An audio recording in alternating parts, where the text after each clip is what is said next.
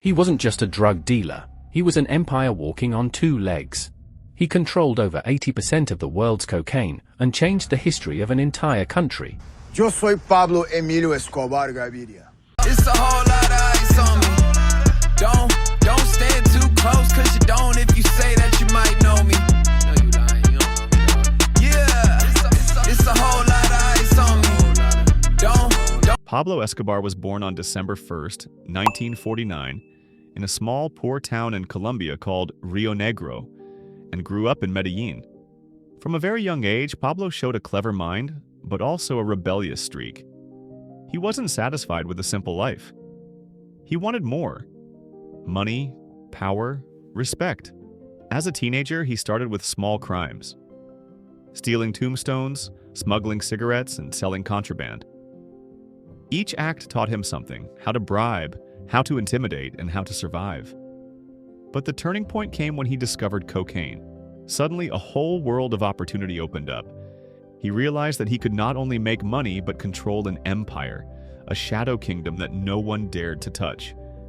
Pablo was charming, intelligent, and ruthless at the same time. To his friends, he was generous and caring. To his enemies, he was terrifying and unpredictable. And this duality, hero to some, villain to others, would define his life and the empire he would eventually build. At first, there was no cartel, no big name, no scary logo, no master plan.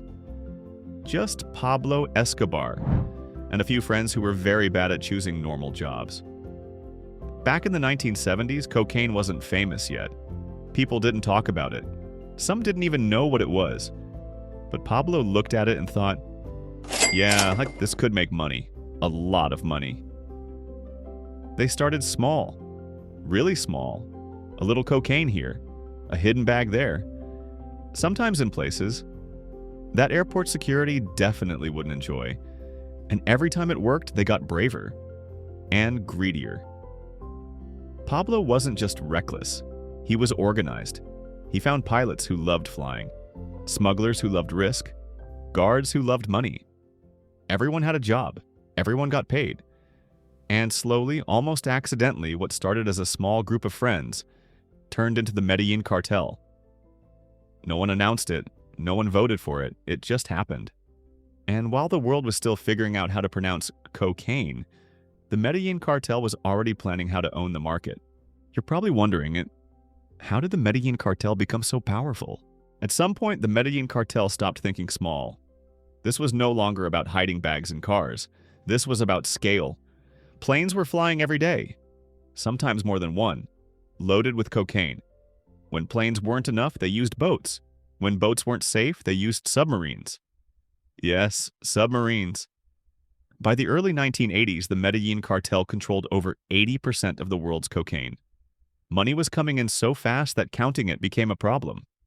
Literally. Cash was stored in houses, warehouses, walls, even underground.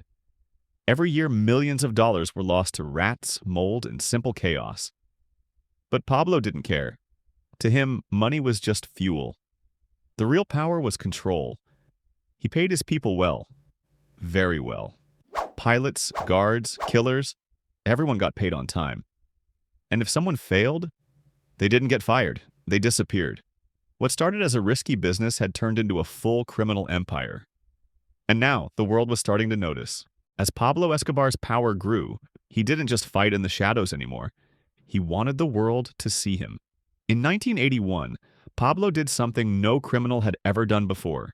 He entered politics. Yes, politics. He became an alternate member of Colombia's Congress, wearing suits, smiling for cameras, pretending to be a legitimate man. But his most provocative move came shortly after. A photo appeared. Pablo Escobar standing in front of the White House in the United States. It was a message. I'm not hiding. I'm untouchable. I can go anywhere. But that photo changed everything. The Colombian government could no longer ignore him. The pressure from the United States increased, and Pablo became public enemy number one. Escobar feared only one thing: extradition to the U.S., so he made a deal. In 1991, Pablo Escobar surrendered to the authorities, but this was no ordinary prison. He built it himself. It was called La Catedral. Inside, there were beds, a football field, a bar, and even a jacuzzi. From prison, Pablo continued to run his empire, until the government realized they hadn't imprisoned him. They had protected him, and that mistake would cost everyone dearly. You might think Pablo Escobar was untouchable. So how did his story end? In 1992, the illusion finally collapsed. The Colombian government realized that La Catedral was not a prison. It was a fortress. So they decided to move Pablo Escobar to a real prison. That's when Pablo did what he always did best. He escaped. One night during the transfer, Pablo Escobar disappeared into the mountains, and the hunt began. The government created a special unit called Search Block. The United States joined in. Technology, intelligence, tracking. For months, Pablo was on the run, constantly moving, constantly hiding, cut off from his empire. His power was gone. His money meant nothing now. By late 1993, Pablo Escobar was almost completely isolated. His empire had collapsed. Most of his men were either dead or on the run. His money could no longer save him. He was hiding in random houses around Medellín, constantly changing locations. But Pablo made one fatal mistake: the phone call that gave him away. Despite all precautions, Pablo could not stop calling his family, especially his son. On December 2, 1993, he made a phone call that lasted longer than usual. What he didn't know was that the Colombian government, a special unit called the Search Block, with technical support from the United States, were tracking phone signals. Within minutes, his location was identified.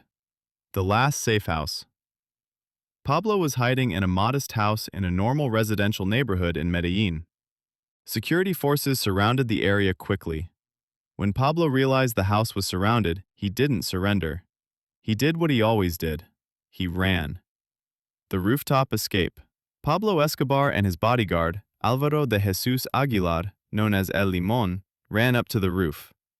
A short chase began across connected rooftops. During the chase, the bodyguard was killed first. Pablo was left alone.